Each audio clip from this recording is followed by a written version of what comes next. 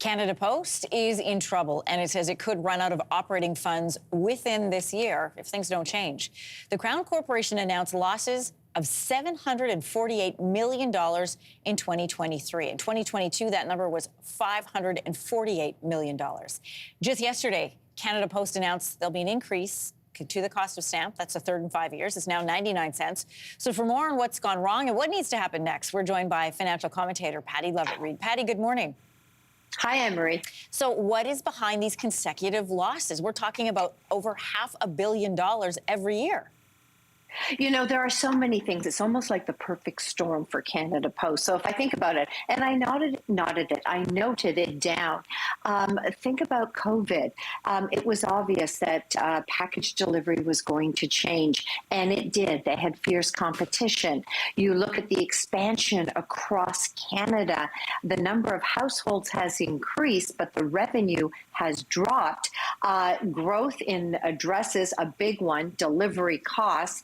And the fact is, this is a Crown corporation, but it was never expected to be funded by taxpayer dollars. So the challenge for the corporation is, okay, how do we get more revenue coming in when basically business has dropped? When was the last time you mailed a letter?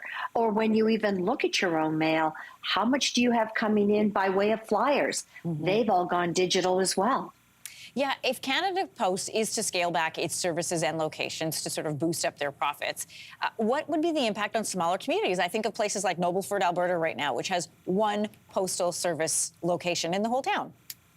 Yeah, and I think that's an issue because that's one of the mandates that the Canada Post has. I mean, when you look at how diverse our geographic boundaries are, coast to coast, it is a big deal for the organization. And so what they've tried to do, Anne-Marie, in certain locations is say, okay, we're going to offer up different revenue ways that we can get people in. So they've highlighted the fact that they can do ATMs, they've got money market transfers, business supplies, printing, shredding, renting out rooms, package drop-off. You get where I'm coming from.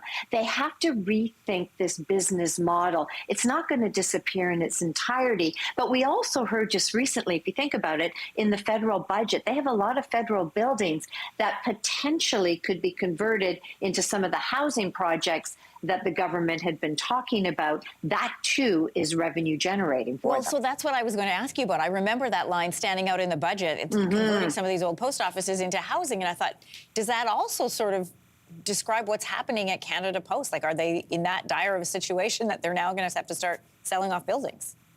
You know what? Here's something that I think they have to think about is they have to think about where their customer is today and how they evolve. Not a direct comparison, but I was thinking just before I came on air, Yellow Pages. Think about the directory that got mailed to you every day, or, you know, once a year, every day, once a year. They haven't gone, but they have evolved. And they certainly aren't the organization that they once were, but it is an option. And I think that's what Canada Post has to do. Can I tell you, I didn't know this, but there's a universal postal rankings. And what they do is they look at posts around the globe. And number one, Canada's number 8, by the way, number 1 is Swiss Post. And they have a motto, and it comes down to going to where the customer is. So they believe in quality, and so does Canada Post, but it's about being digital. It's about looking at different revenue streams. Yeah. And I think the size of the organization that we know today, it's not sustainable. So in response to that, Canada Post has said, look, because we're a Crown corporation, there's restrictions about when we can mail. And so they've got restrictions they're trying to work around. And they're saying now that some of those need to go away. But let me ask you, this wasn't supposed to be taxpayer funded.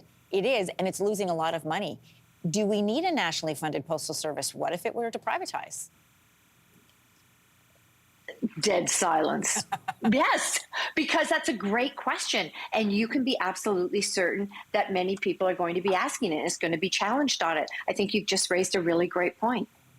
Patty Levitt-Reid, always good to talk to you. Thanks for not mailing it in. We'll talk to you again. Bye. Bye. Hey, thanks for watching. If you liked this, be sure to subscribe here, or you can check out more Your Morning videos right here.